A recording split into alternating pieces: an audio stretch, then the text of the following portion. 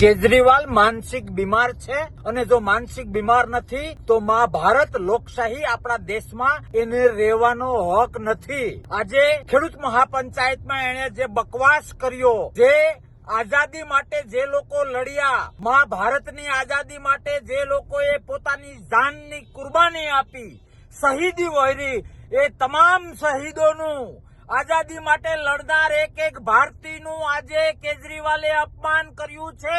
એનું હું ખંડન કરું છું, એનો હું વિરોધ કરું છું।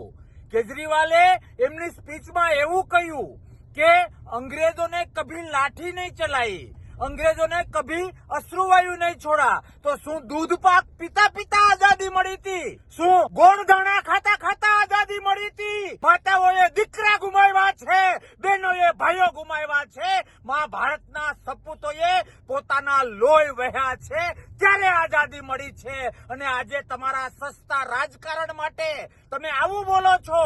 તમારે ભાજપને ગાળો દેવી હોય તો દો, કોંગ્રેસને ગાળો દેવી હોય તો દો, તમારો રોટલો તમારે શેકવો હોય તો શેકો। એનાથી વ્યક્તિગત એક જવાબદાર નાગરિક તરીકે અમારે કોઈ લેવા દેવા નથી। પણ કેજરીવાલને પૂરા ભારતવાસીઓ, દરેક દેશ પ્રેમી વતી કહું છું કે એના શબ્દો પાછા ખેંચે, દેશની માફી માંગે।